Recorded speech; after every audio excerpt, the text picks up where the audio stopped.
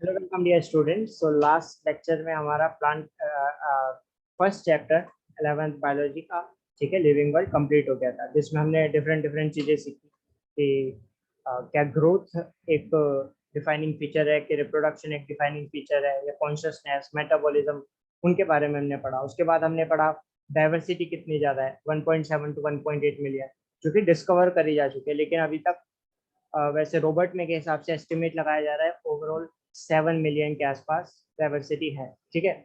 उसके बाद हमने बाइनोमी नोमेनक्लेचर देखा, टैक्सोनॉमी सिस्टमैटिक्स देखा, और फिर हमने टैक्सोनॉमिक एड्स देखे।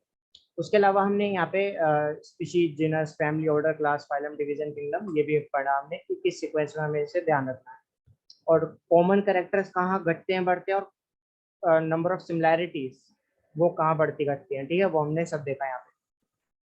इसके बाद द वेरी नेक्स्ट चैप्टर जो हमारी 11th एनसीईआरटी में है, नीट के सिलेबस में भी है, एंड ये काफी इंपॉर्टेंट चैप्टर है, विच इज बायोलॉजिकल क्लासिफिकेशन, ठीक है। So there are lot lot of stuff जो आपको यहाँ पे ध्यान में रखना है।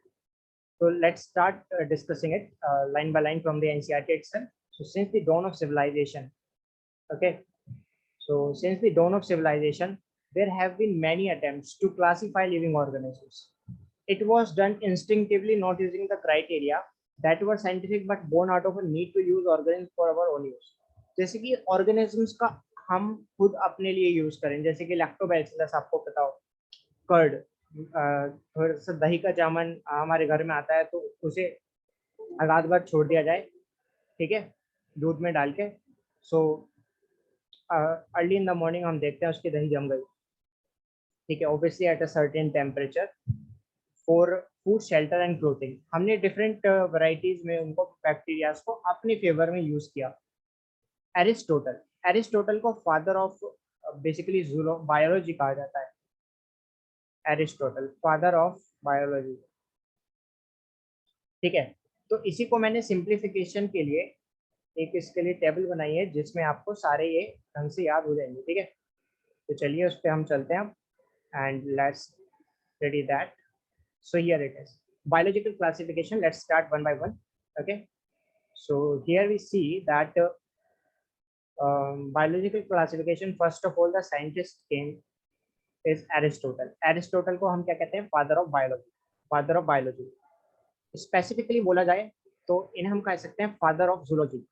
Okay. And Father of botany is Theophrastus. उसके बाद हमने पढ़ा Carolus Linnaeus. ठीक है, Carolus Linnaeus हम पढ़ेंगे। कैरलस लिनियस के बारे में ऑलरेडी हम देख चुके हैं, बायोनोमी नोमेनक्लेचर इन्होंने दिया, ठीक है, सिस्टमैटिक्स में भी इनका रोल था। उसके बाद एक्चुअली इन्होंने कैरलस लिनियस ने दो ग्रुप्स में डिवाइड कर दिया गया ऑर्गेनिज्म को, एक प्लांट और एक एनिमल, प्लांटी और एनिमेलिया। उसके बाद फोर्थ साइंटिस्ट आए, which is important, very important scientist, George Bentham and George Dalton ऊपर, ठीक है। सो यहाँ पे इन्होंने स्पर्मेटोफाइट नाम दिया, जिसमें कि इन्होंने डिवाइड कर दिया डाइकोट, जिम्नोस्पर्म, मोनोकोट। इनकी मेरिट्स काफी सारी हैं, डीमेरिट भी है।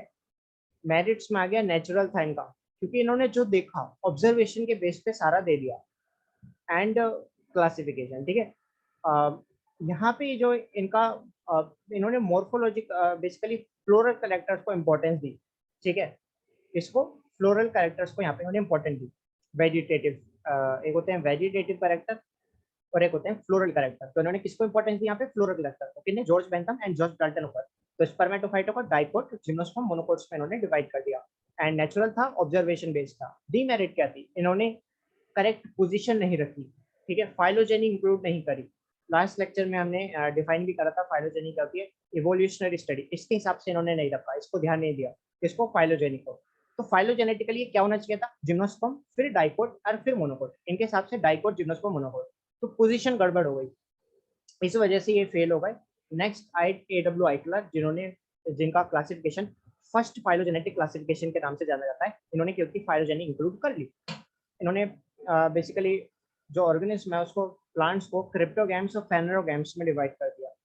क्रिप्टोगैम्स वो जहाँ पे सेक्स ऑर्गन विजिबल नहीं है, फेनरोगैम्स में सेक्स ऑर्गन विजिबल होते हैं। फर्दर क्रिप्टोगैम्स में pteridophyte, bryophyte, sorry, Thallophyta, bryophyta and pteridophyta, ठीक है, थैलोफाइटा, फिर उसके बाद आ गए ब्रायोफाइट, और फिर आ गए टेरिडोफाइट। और जिसमें सेक्स ऑर्गन विजिबल है, gymnosperm and then angiosperm. Phylogenetically भी ये करेक्ट ऑर्डर है, सबसे पहले थैलोफाइटा, फिर ब्रायोफाइटा, फिर टेरिडोफाइटा, फिर जिम्नोस्पर्म और फिर एंजियोस्पर्म। आप ध्यान भी ऐसे रखेंगे, ठीक है। A.W. आइक्लर के बाद साइंटिस्ट आए ओस्टवाल्ड एंड टिपो, ठीक है। अब ओस्टवाल्ड टिपो के हिसाब से बिगेस्ट फाइलोजेनेटिक क्लासिफिकेशन इन्होंने दिया। First phylogenetic was given bye A.W. आइक्लर, ठीक है। आइक्लर भाई साहब ने सबसे पहला फाइलोजेनेटिक दिया। Biggest phylogenetic classification was given by Oswald and Tippo. इनका मोस्ट एक्सेप्टेबल क्लासिफिकेशन रहा, इन्होंने प्लांट किंगडम को थैलोफाइट और एम्ब्रायोफाइटा में डिवाइड कर दिया।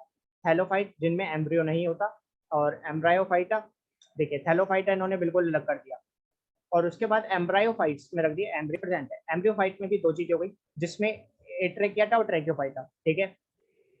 एट्रेकियोफाइटा मतलब जिनमें वेस्कुलर सिस्टम प्रेजेंट ना हो, ब्रायोफाइट्स।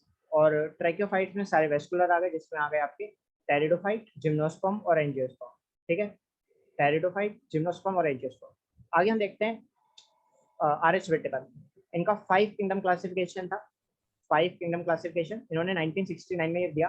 5 पॉइंट्स है जो कि एनसीईआरटी में गिवन है, पांचों आपको इंपॉर्टेंट है, ध्यान रखने।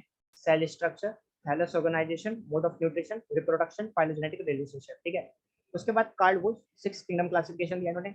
अच्छा, पांचों पॉइंट्स आपके लिए काफी इंपॉर्टेंट है, ठीक है, तो ये आपको ध्यान रखने ही रखने हैं। सो यहाँ पे मैं इनको यहाँ पे हाईलाइट कर लेता हूँ। Cell structure, thallus organisation, mode of nutrition, reproduction, phylogenetic relationship. उसके बाद आ गए Carl Woese 6 kingdom classification, archaea, bacteria और यूकैरिया। यूकैरिया में प्रोटिस्टा, फंगी, प्लांटी और एनिमलिया। फंगी को हम यूमाइकोटा भी कहते हैं, यूमाइकोटा, ठीक है। इसके बाद अगर हम यहाँ पे और थोड़ी सी बात करें about biological classification, okay, I start it later. Monera के बारे में हम स्टार्ट करेंगे थोड़ी देर, ठीक है। अभी हम आगे इसमें स्टार्ट करते हैं, and let's see what's there about this, okay, so let's start it out. So since the dawn of civilization there have been many attempts, okay, that we have studied. Now two kingdom classification हमने पढ़ लिया, किसने दिया, plant और animal, Linnaeus ने दिया, ठीक है, were developed included all the plant and animal respectively. This system did not distinguish between the eukaryote prokaryotes, ऐसा कोई यहाँ पे distinguish नहीं कर पाया, unicellular multicellular के बीच में distinguish नहीं कर पाया, and photosynthetic non photosynthetic, photosynthetic में algae आ गया और नॉन फोटोसिंथेटिक में फंगी आ गया, उसमें भी डिफरेंशिएट नहीं कर पाया। Classification of organisms into plant and animal, okay, was easily, so here it is, classification of organism into plant and animal was easily done and was easy to understand, but a large number of organisms किसी भी category में fall नहीं करते थे।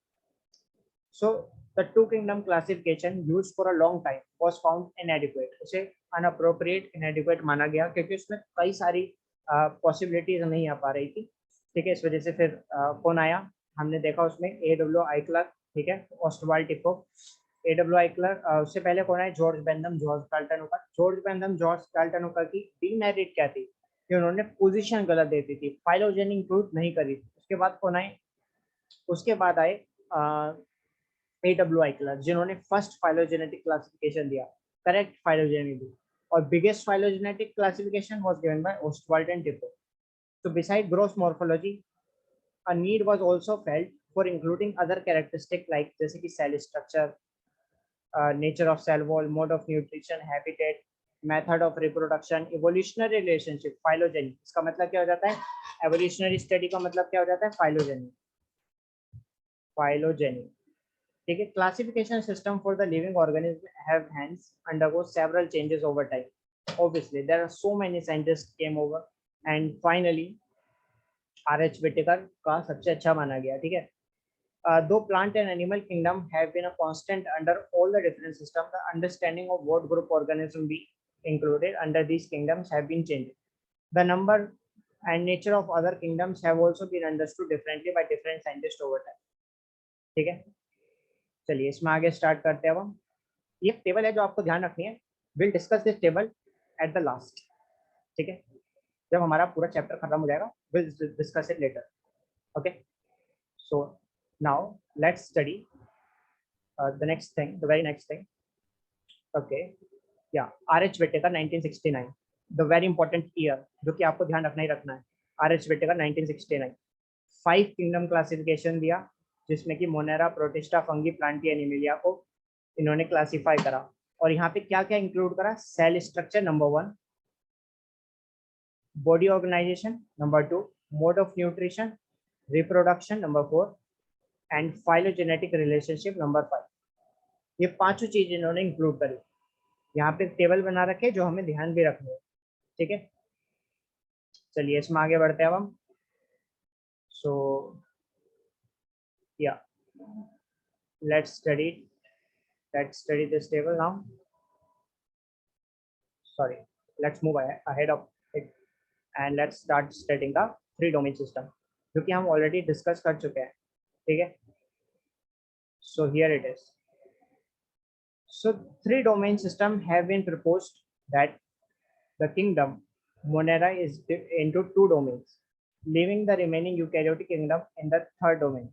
Six kingdom classification जो कि किसने दिया, कार्ल वूज ने, जो कि हम डिस्कस कर चुके हैं, ठीक है।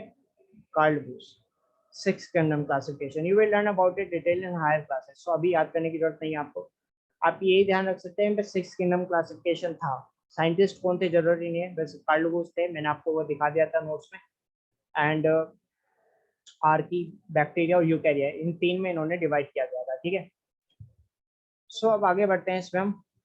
Let us look at the five kingdom classification to understand the issue and consideration that influence the classification system.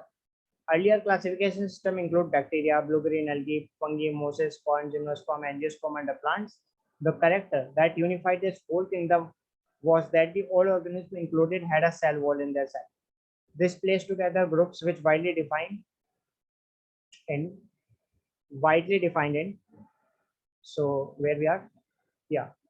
So here let's start studying this. So here it is five kingdom classification, okay.